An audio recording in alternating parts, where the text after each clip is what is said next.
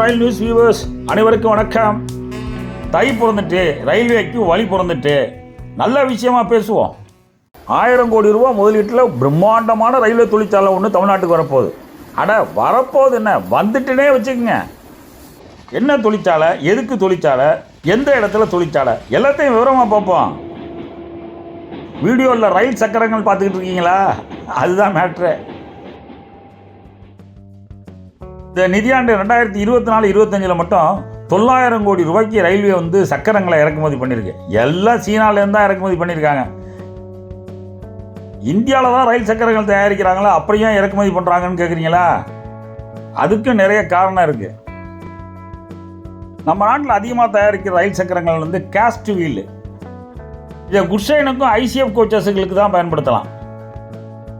LHB coaches, high speed ட்ரெயின்கள், Vande Bharat, ரயில் இன்ஜின்கள், இதுக்கெல்லாம் forged wheels தான் பயன்படுத்துவாங்க. இந்தியன் ரயில்வேக்கு ஆண்டுக்கு 2 லட்சம் ஃபோர்ஜ்டு வீல்ஸ்கள் தேவைப்படுது. இந்தியாவில் ஆண்டுக்கு 75,000 ஃபோர்ஜ்டு வீல்ஸ்கள் தான் தயாரிக்க முடியுது. இந்தியாவில் உள்ள ரயில்வேக்கு சொந்தமான ப்ரொடக்ஷன் யூனிட்டு, தனியார் ப்ரொடக்ஷன் யூனிட்டு எல்லாம் சேர்ந்தே அவ்வளோதான் தயாரிக்க முடியுது. ஃபோர்ஜ்டு வீல்கள் இறக்குமதிக்கு இந்தியா உக்ரைனை தான் நம்பி இருந்தது. உக்ரைனில் வார் வந்ததுக்கு பிறகு இந்தியாவால் இறக்குமதி முறையாக பண்ண முடியல, பெரிய சிரமம் வந்துருச்சு இந்தியன் ரயில்வேக்கு.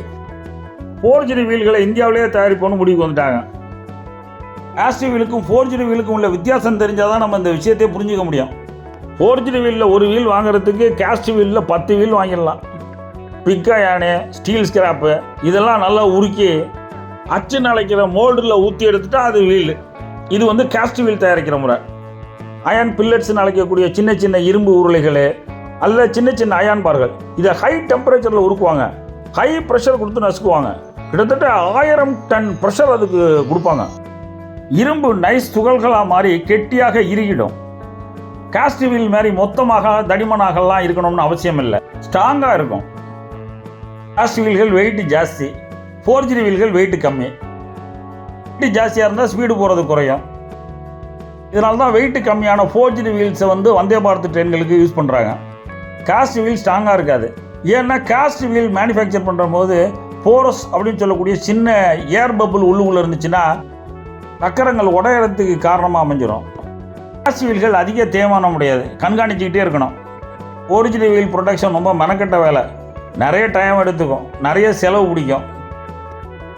காஸ்ட் வீல் ஈஸியாக துருப்பிடிக்கும், அதனால் அதனுடைய தேய்மானமும் அதிகமாக இருக்கும். இந்த நிதியாண்டில் 6 விபத்துகள் சக்கரங்களால் தான் ஏற்பட்டுச்சு. ஐசிஎஃப் பிரேக் ப்ரொடக்ஷனை ஸ்டாப் பண்ணதுக்கு இதுவும் ஒரு காரணம். 15,40,000 ஃபோர்ஜ்டு வீல்ஸ் அடுத்த 20 ஆண்டுகளில் சப்ளை பண்ணணும். அதற்கான டெண்டரை இந்தியாவை சேர்ந்த 2 நிறுவனங்கள் சேர்ந்து எடுத்தாங்க. 2026-27 40,000 வீல்கள், 27-28 60,000 வீல்கள், 2028-29 ஆண்டுக்கு 80,000 வீல்கள் சப்ளை பண்ணணும். இதை தவிர கூடுதலாக அவங்க ப்ரொடக்ஷன் பண்ணால் வெளிநாடுகளை விற்றுக்கலாம். டெண்டர் எடுக்கிற நிறுவனம் இந்தியாவில் 1000 கோடி ரூபாயில் ஒரு தொழிற்சாலை நிறுவனம் இங்கிருந்து தான் வீல்களை சப்ளை பண்ணணும். ராமகிருஷ்ணா ஃபோர்ஜிங் லிமிடெடு, டிட்டாகர் ரயில் சிஸ்டம் லிமிடெட், இந்த 2 நிறுவனங்கள் தான் இந்த டெண்டர் எடுத்தது. இந்த நிறுவனங்கள் சக்கரங்கள் உற்பத்திக்கு தேர்வு செய்த இடம் தான் தமிழ்நாடு. தொழிற்சாலை வர இடம் கும்மிடிப்பூண்டி.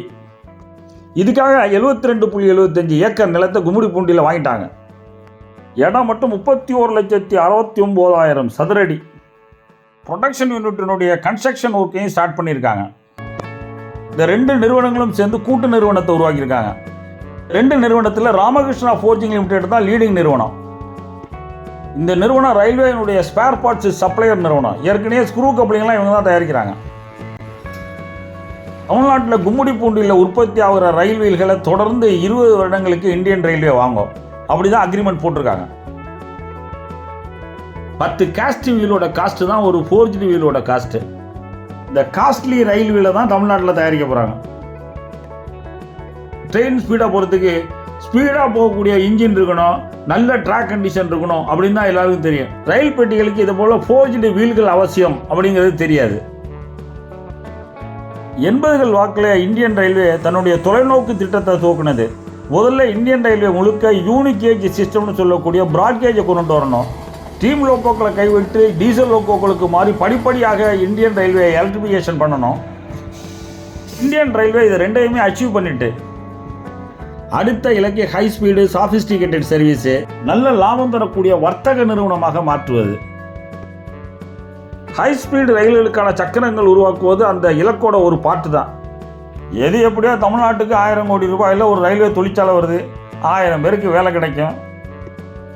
இந்த வீடியோவை காமிச்சு கும்முடி பூண்டியில் இருக்கிற ரியல் எஸ்டேட்டுக்காரன் பிளாட் விலை ஏற்றிட போகிறான். அதான் நடக்க போகுது. இந்த வீடியோ பிடிச்சிருந்தா லைக் பண்ணுங்கள், மறந்துடாமல் சப்ஸ்கிரைப் பண்ணுங்கள், ஷேர் பண்ணுங்கள். வணக்கம்.